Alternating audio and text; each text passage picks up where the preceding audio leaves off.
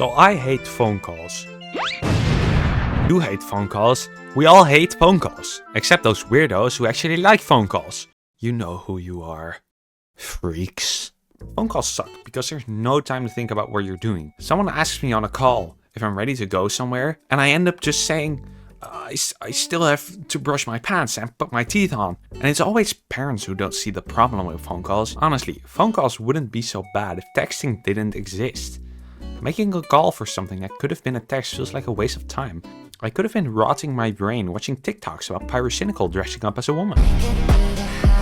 Last week I had to make a phone call to order some medicine from the pharmacy. And let me tell you, it was the worst situation I've ever been in. I stood there, sweating, staring at my phone for what I think was 5 days straight. Not wanting to press the call button, finally, I did it.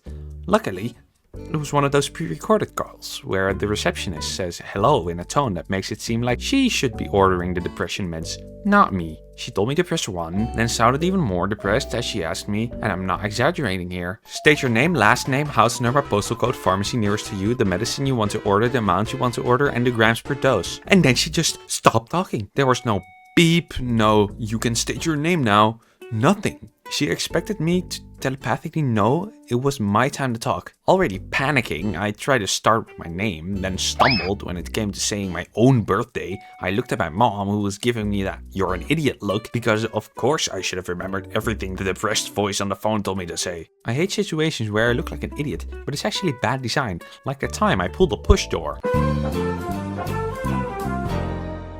Yeah, so when that hurt.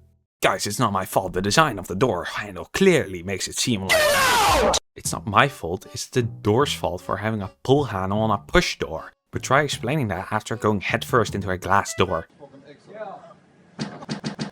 And they're all already laughing. Anyway, after giving all my info, I waited in silence for a beep or signal, but nothing. Apparently, I should have just known to hang up, because that makes perfect sense. But the worst call I've had recently happened this week. A couple of weeks back, I wanted to watch Ratatouille on TV.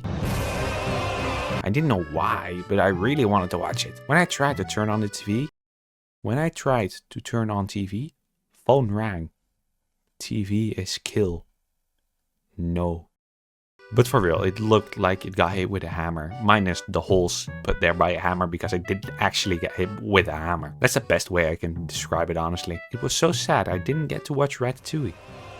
The TV was already outside its warranty, but the law says a company still can't go, haha, our product sucks, we don't care, give us more money. So I emailed them my info and explained that my TV broke out of nowhere after 2 years of working, quote unquote, fine.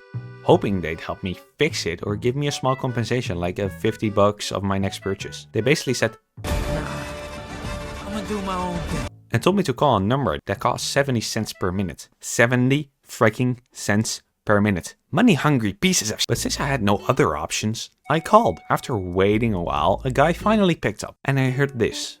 Well, let's just say he had a thick accent. Do not redeem the cards! Yes, I'm redeeming the cards. I'm redeeming the cards. Okay?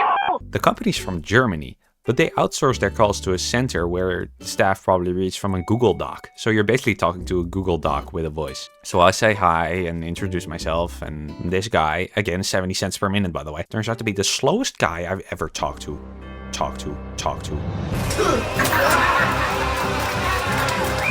He asks for every bit of info I'd already given them in the email. Not only did he have the email with him, he even confirmed that he had it. He asked me for all sorts of numbers, order numbers, product numbers, delivery codes. It took him ages to write everything down. And by the time he had what he needed, I was out $5. Again, 70 cents per minute, by the way. To fix the TV, you would need to send it to Germany, sir. Jetzt sag ich Fortnite und trink Cola.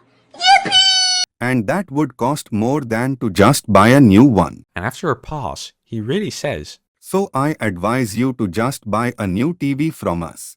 So I paid for a phone call, waited on hold, and talked to a guy in a call center just for him to tell me to buy another TV from the same company that sold me the one that randomly broke and then didn't help me. I was frustrated and I told him to have a good day and then I hung up. So I looked up what I should do in this situation because I wasn't gonna leave it with this. And it turns out what they are doing is refusing compensation for their junk product. The government suggests in this case that you politely request help via letter if an email didn't work. I sent a letter and a week later I got an email back saying, "We're sorry you're not satisfied.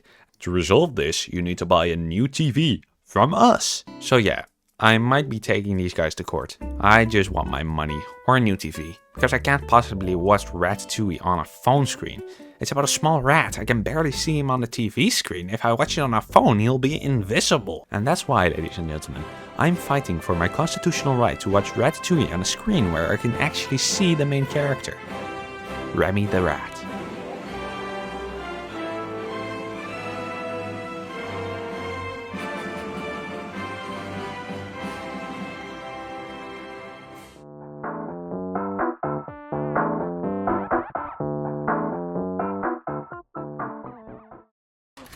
Deku pop dum nem, deku pop dum nem. I